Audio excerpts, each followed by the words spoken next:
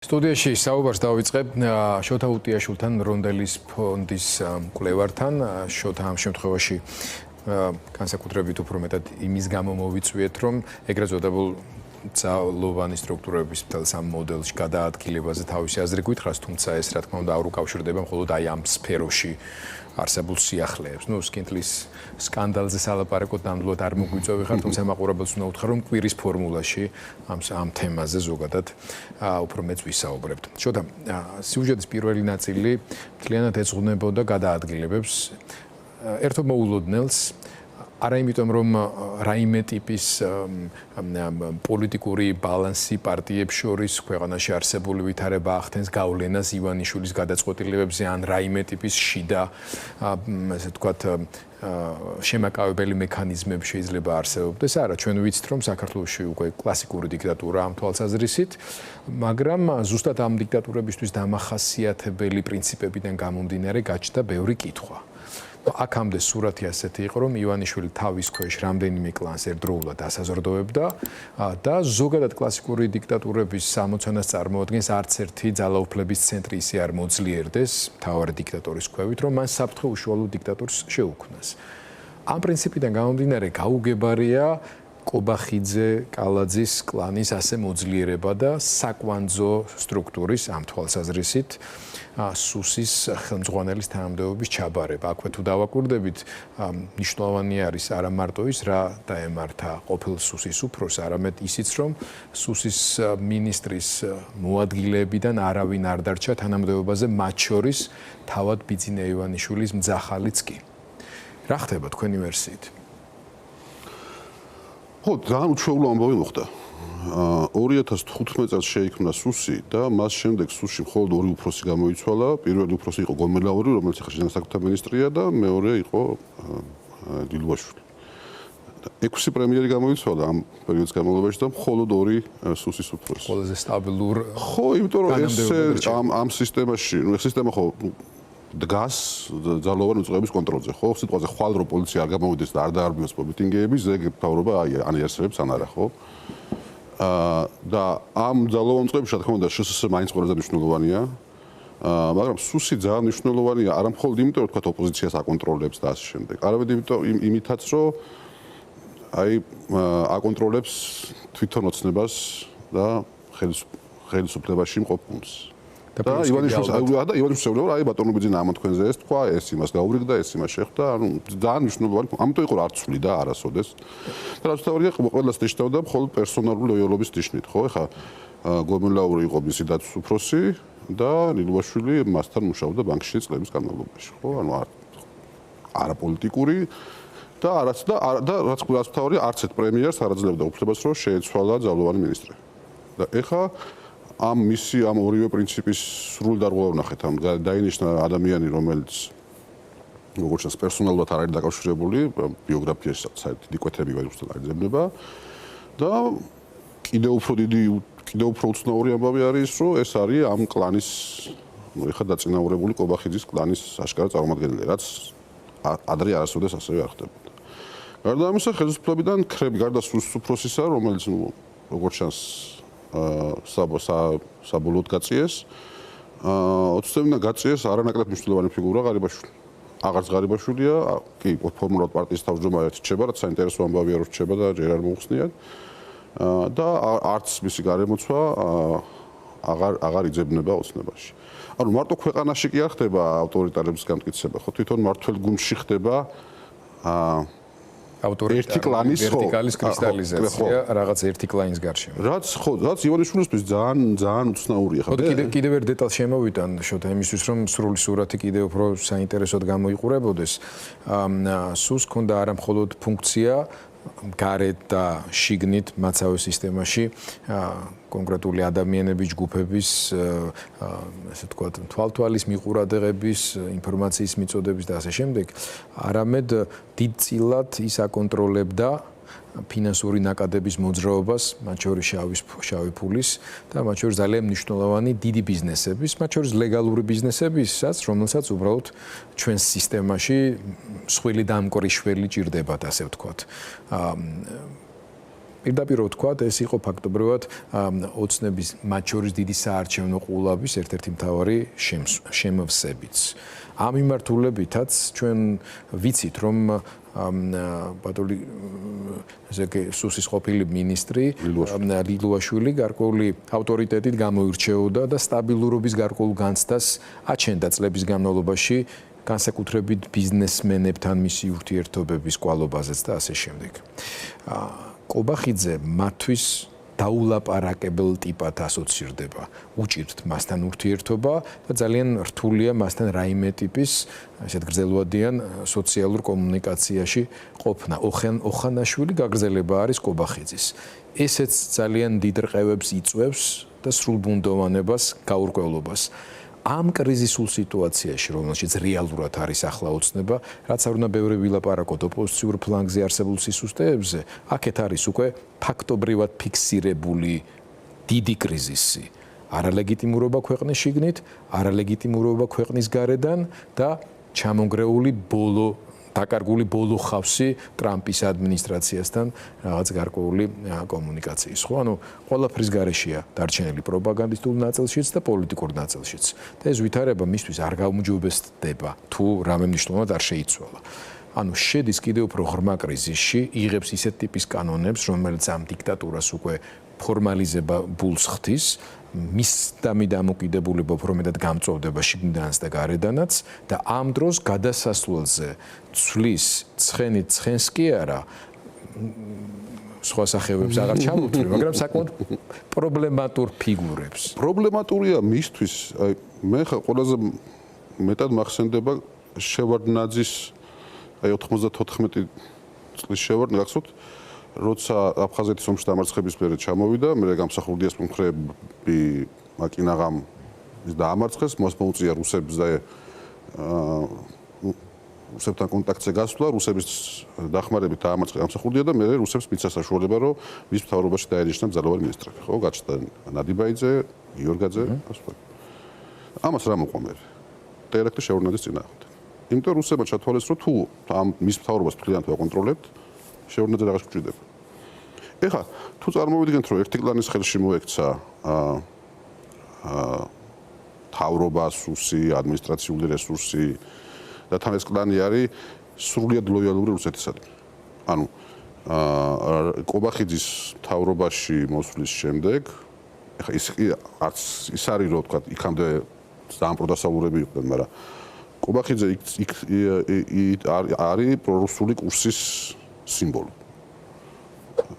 საყურადღებოა, რომ ამერიკის ელჩი შეხვდა მაკა ბოჭორიშვილს, შეხვდა ეკონომიკის მინისტრს და არ შეხვდა პრემიერ-მინისტრს, რაც ეგრეთ წოდებულ პრემიერ-მინისტრს, რაც გვიჩვენებს მის მიმართ ამერიკელების დამოკიდებულებას. მაგრამ აქ ახლა ეს კითხვა ჩდება, რაც აი შევარდნაძის ის პარალელს რო გავყვეთ. ანუ თუ ქვეყანაში ეს კლანი დაკონტროლებს ყველაფერს და ეს კლანი ღიად პრორუსულია, ხო? თუ არჩევნები არ ტარდება და სახალხო ლეგიტიმაციას არანაირი ფასი არ აქვს, ხო, იმ კანონებით, რომელთაც მიიღეს და იღებენ არჩევნებზე გასვლას არანაირი ფასი არ აქვს. ანუ ნებისმიერ ტიპს შეუძლია და თავის თავს დაუწუნოს ადმინისტრაციული რესურსი აქვს, თავის თავს დაუწეროს ნებისმიერ შედეგი. ამ სისტემაში ივანიშვილი რაღაც სჭირდებათ. როგორც მაშინ შევარდნაძე არ სჭირდებოდა. დარჯობია პირდაპირ შენ არ მოკავშირე, არამედ შენ დაქვემდებარებული დანიშნო. ამიტომ ის თვითონ შედის ძალიან სახიფათო თამაშში, როცა საკონდო უწყობებზე აბარებს კონტროლს. ეხლა მნიშვნელოვანი არაბედი ეწევა ეკონომიკის მინისტრს, მნიშვნელოვანი არაბედი ეწევა იმ შედან საკუთარ მინისტრს დათმობა, უკვე პირდაპირ კაპიტულაცია იქნება და მე შეიძლება პირდაპირ რუსი დაგვინიშნონ.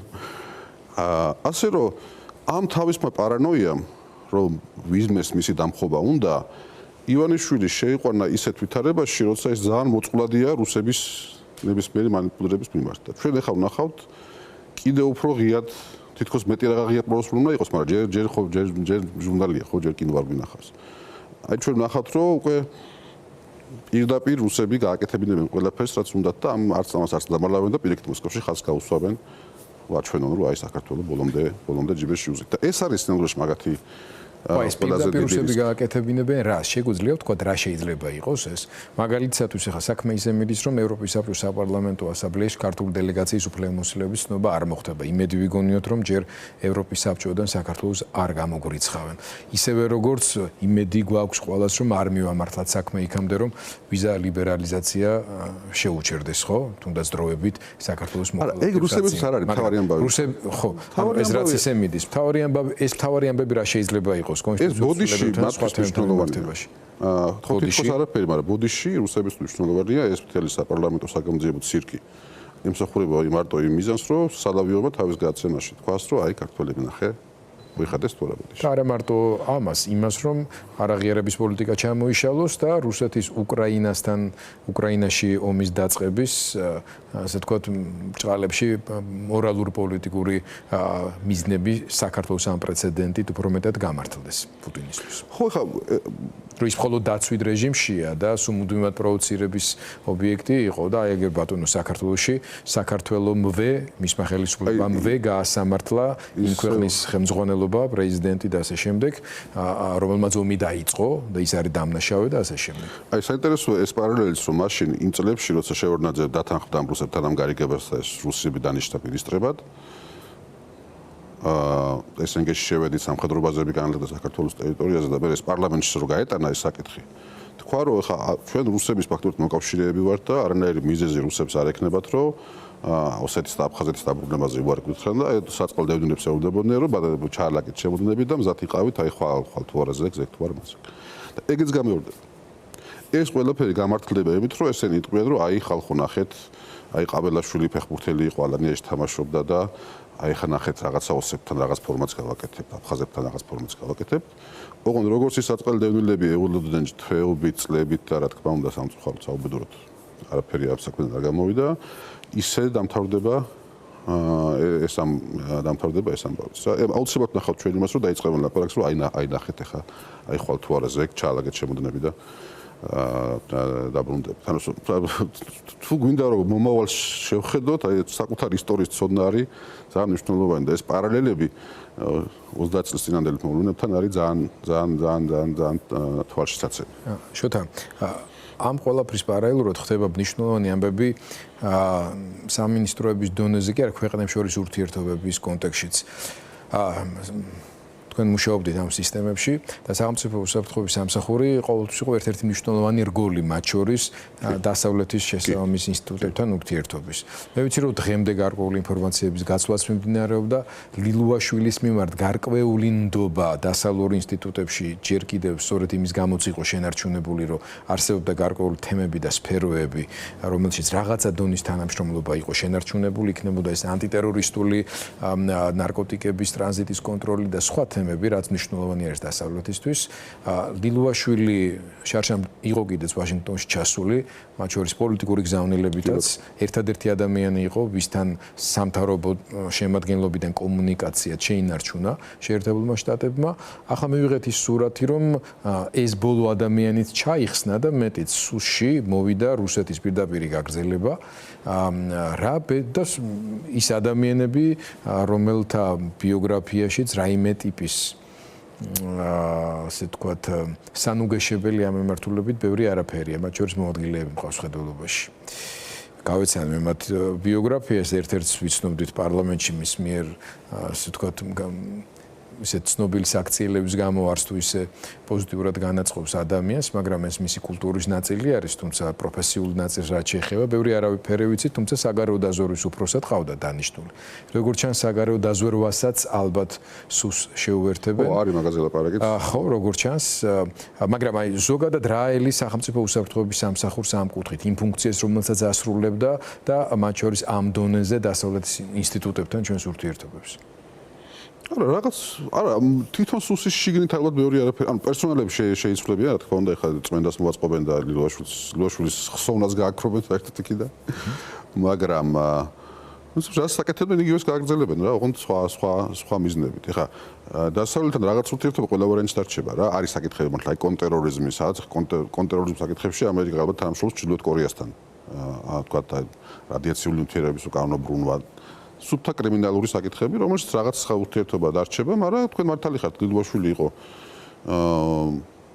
ანუ როცა ივანიშვილს დაჭირდა ამბის ჩატანა ამერიკაში არჩევნების წინ მდიდროშვილი გააგზავნა და არა რომელიმე სხვა მინისტრი და ეხლა როგორც ამბობენ მთავარი მიზეზი რის გამოც თქვა რაც საბაბი გახდა ამის გათავისუფლების იყო ბატშეშვილის გაქცევა მაგრამ როგორც ჩანს ეს ამერიკელებთან კარგი ურთიერთობა